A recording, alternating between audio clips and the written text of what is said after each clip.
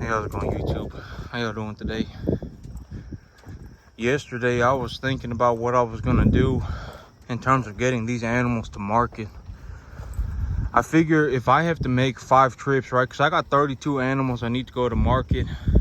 If I take 5 of them at a time, it's gonna take me 7 trips to get all these animals to market. Let's say I throw a couple animals, whatever. It's gonna take me about 6-7 trips, 5-6-7 trips to take all these animals to market. And if I think about paying for gas on those 5-6-7 trips, it's gonna cost me about I gotta drive about 100 miles, 50 to 100 miles depending on where I'm going. But I want to go to a specific sale barn, and it's 100 miles away. And if I'm pulling a trailer behind it, and that trailer has 4,000 pounds of cattle on it, and that trailer weighs whatever, I got several tonnages being pulled behind that truck. I'm gonna get very low gas mileage, long story short. And so it's gonna cost me probably about $100 in gas to go there and come back. And if I gotta do that 5-6-7 times, I'm spending $500-700, something like that. And so I figure it's better for me to just call somebody with a gooseneck and pay them whatever. I may even save $100 to haul these animals to market at once for me. I got some good looking animals. They're not like morbidly obese, but they're obviously depositing fat, and they're obviously pretty heavy. They're not hungry, and they're not skinny. And so that's about where I want them, right here. Can't really make money.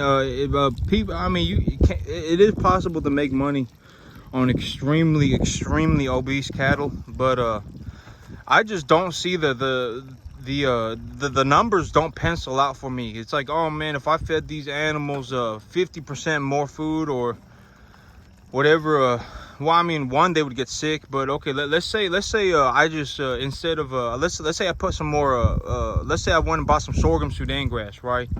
And let's say instead of giving them more grain, I fed them a bale of sorghum Sudan grass a day. Well, increase or every 2 days, increasing my feed costs by a sorghum Sudan grass bale costs about $60 a bale for about half a ton, for about 1,000 pounds. And if I fed them half a bale a day, that'd be $900 a month, right? And is it really worth it for me to feed these animals a little feed them more food if it's gonna cost me $900 more a month? It ain't really worth it, in terms of because these animals, I mean, they're not skinny in any shape or form. They're not super heavy, but they're right where they should be. Like if one of my big things that I do when I walk up to an animal is I rub their back like this, and all I feel is fat. If I want to feel their backbone, if I want to feel their spine, I need to push down into their back. And I don't know if she's gonna let me pet her today, but all of them are like that. Yeah, she don't really like me either. I got some animals that are a little bit skittish, but these animals, if I walk up to them and I press down on their back, I can't feel their backbone. I need to push down into their back to feel their backbone. Like this right here, I can't feel their backbone. It just feels like fat. It just feels like fat. And so that's a good sign that these animals got a good bit of fat on them. And then another way is to look for that bump on their rear end next to their tail. See, like that right there, that bump next to the rear end on the tail right there. That's another good way. And another good way is to push up against the side of their body like this. So just walk up to the animal and just push the side of their body, and you can feel their ribs, but it's pretty difficult. You can feel their ribs, but if you just run your hand across their body, it's pretty smooth. Because if these animals were skinny and their ribs were sticking out, you could feel it. Like you could feel them, and you could even see their ribs if they were. But these animals are bent over a feed bunk right now, so they're not gonna. It's going to be they're probably more elongated than they usually are, so you're gonna feel their ribs a little bit more. But one good way to do it is to just feel across their back. Just walk up to the animal, just put your hand on their back and push back, and push on their back. Oh, but don't do this if your cattle are if your cattle aren't if your cattle don't want you around. Don't go up and start petting them, because they could kick you and stuff, and it could get very bad. But yeah, but I just feel their back. But these animals are they're about ready to go to market. I would say they're in decent market condition. I'm gonna have to take these animals. I'm gonna call in a gooseneck and call these take all these animals at once. And I was kind of like, oh man, do I want to send these heifers a little bit early? And I may just have to. I'll have to see, because I don't want to have to take just a group of 7 heifers to the market. But I mean, they've obviously grown, right? They're obviously bigger. I would say this is probably what about a 400-pound animal looks like right here. She's probably about 400 pounds. And so chances are we'll make more than $550 on her, so it ain't a big deal.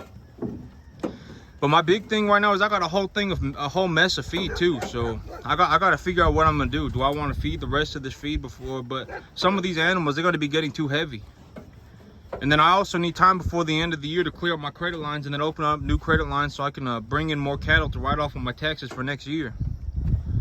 And so yep, I got to juggle a few things, but it's going pretty good. I just got to figure out what I'm gonna do. Like this animal right here, can't feel his back. Real large animal, and you can't feel, and I can't feel his spine. His spine is just been covered up by fat. But all these animals, just rub their back, you're not gonna be able to feel their spine, so that's good. That means they got a good bit of fat on them. Yep. This ground up cookies and candy bars and stuff like that, this is pretty good. The animals really like it. Once they figured out what it was, they go ballistic for it. They love eating it. I mean, I'm sure it tastes good, right? This is like human quality food. I'm legitimately feeding my animals human quality food. And so, I mean, I'm sure it tastes good.